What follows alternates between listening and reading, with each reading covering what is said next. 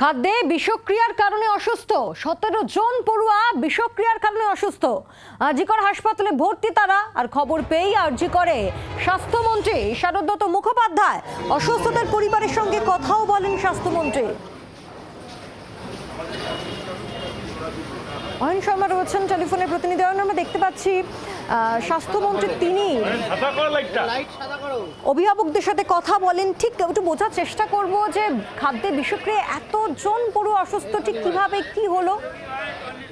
দেখো পায়েল, তোমাকে বলে রাখি যে কলকাতার যে পার্ক ইনস্টিটিউশন ফর গার্লস যে দেশবন্ধু পার্কের যে স্কুল রয়েছে সেখানকার এখনো পর্যন্ত তোমাকে বলে রাখি 25 জন। প্রথমত সংখ্যাটা ছিল 17, সেই সংখ্যা বেড়ে দাঁড়িয়েছে 25 জন। এই 25 জন পড়ুয়াকে একেবারে দুপুর 2টো থেকে রাত 8টা পর্যন্ত যে হিসাব, 25 জন ইতিমধ্যে ভর্তি করা হয়েছে তাদেরকে আরজিকর মেডিকেল কলেজ হাসপাতালের শিশু রোগ যে বিভাগ সেখানে চিকিৎসাধীন রয়েছে এই 25 জন পড়ুয়া।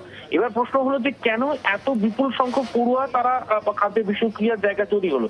সূত্র মারফত খবর যে মিড ডে মিলে যে খাবার দেওয়া হয় এবং সেখান থেকে কোনোভাবে বিষক্রিয়া হয়ে থাকতে পারে এমনটাই কিন্তু অনুমান করছেন স্কুলে যারা শিক্ষক শিক্ষিকারা, তারা কিন্তু এমনটাই অনুমান করছেন প্রাথমিকভাবে।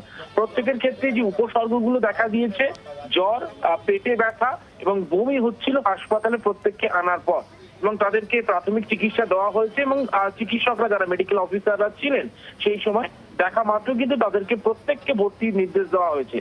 এবং এই ঘটনার খবর পেয়ে একেবারে রাতেই রাত 11:15 নাগাদ একেবারে হাসপাতালে পৌঁছে গিয়েছেন আরজিকর মেডিকেল কলেজ হাসপাতালে রাজ্যের স্বাস্থ্যমন্ত্রী ডক্টর শারদত্ত মুখার্জি।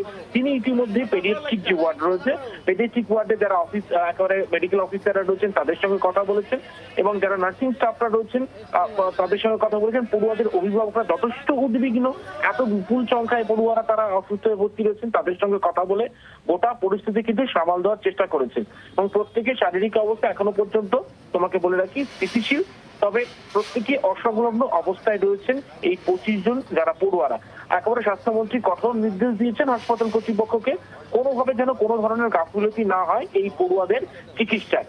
এবার কিন্তু গোটা বিষয়টা কিন্তু একেবারে আলাদা করে তিনি স্বাস্থ্যমন্ত্রী নির্দেশ দিয়েছেন যে তদন্ত করে কিন্তু দেখা হবে কিভাবে এই বিষক্রিয়ার জায়গা তৈরি হলো, আর সেটাও কিন্তু খতিয়ে দেখা হবে। ধন্যবাদ অয়ন। 5:30-6টা নাগাদ বাচ্চাগুলোর সবারই একটু হালকা পেটে ব্যথা আর বমি বমি ভাব আসে, 1-2 জন বমিও করে। তৎপরতার সঙ্গে যিনি হোস্টেলের ওয়ার্ডেন ছিলেন তিনি সবাইকে খুব ভালো কাজ করেছেন। আমি কাউকে ওই ব্যাপারে তৎপরতার দোষ দিতে পারবো না, খুবই ভালো কাজ করেছেন। একলা সবকটা বাচ্চাকে তুলে নিয়ে এসে প্রত্যেককে হাসপাতালে দেখিয়েছে। আরজিকর হাসপাতালের এমার্জেন্সি টিমকে আমি ধন্যবাদ জানাবো, নমস্কার জানাবো, স্যালুট করব। তৎপরতার সঙ্গে সেটা দেখেওছে ওরা, যেখানে যেখানে যেরকম দরকার তাদেরকে ইমিডিয়েট অ্যাটেনশন দেওয়া হয়েছে। আমাদের পেডিয়াট্রিক শিশু চিকিৎসা বিভাগের যিনি ডাক্তারবাবু আছেন তাকেও আমি ধন্যবাদ জানাবো।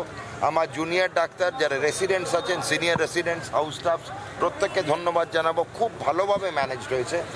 প্রত্যেকের একটু হালকা অল্প বিস্তর ডিহাইড্রেশন ছিল, আইভি ফ্লুইড দেওয়া হয়ে গেছে, যা যা ওষুধপত্র ইঞ্জেকশন সব অলরেডি গিভেন। প্রত্যেকটা বাচ্চা within about half an hour, আধ ঘন্টা থেকে 1 ঘন্টার মধ্যে সবাই খুবই ভালো আছে। এখন অবধি সবকটা খুবই ভালো আছে, এতটাই ভালো আছে আমি গেলে বায়না ধরছে সব আজকেই বাড়ি চলে যাব।